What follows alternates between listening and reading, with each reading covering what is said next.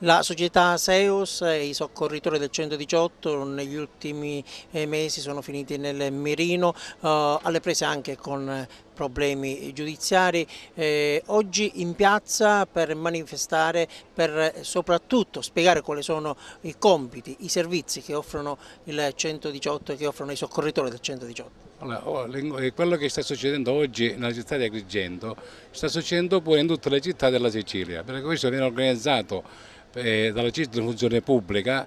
Perché? Perché bisogna smentire, non smentire magari i fatti che succedono effettivamente in tutte le aziende d'Italia o enti, possono succedere fatti che vanno sul penale, gente magari che ha fatto reati, allora questo succede in tutte le parti, ma noi stiamo assistendo a una campagna mediatica contro gli operatori del 118 o contro la SEOS che noi non condividiamo. Noi possiamo condividere che le persone che hanno fatto dei reati si prendono i provvedimenti che la legge naturalmente,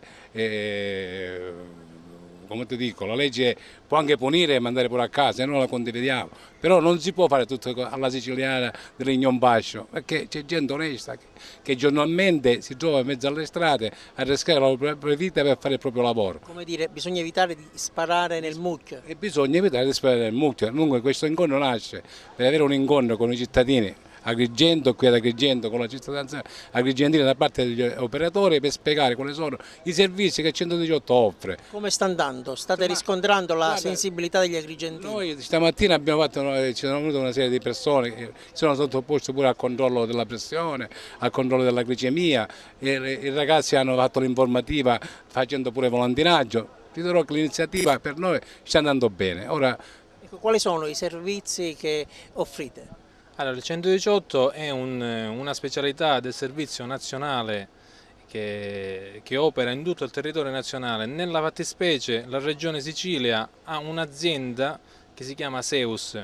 La Seus gestisce il 118. Il 118, come tutti già penso che conoscete, ma forse no, il 118 svolge un servizio di emergenza-urgenza, cioè va a soccorrere le persone in caso di difficoltà, annegamento, incendi stradali, i malori in appartamento, non deve essere assolutamente scambiato per le semplici associazioni di volontariato. Un servizio essenziale, vanno allontanate le mele marce. Assolutamente sì, chi ha sbagliato è giusto che paghi, ma ripeto, noi siamo dei dipendenti che lavoriamo onestamente nel rispetto delle regole e al servizio della cittadinanza.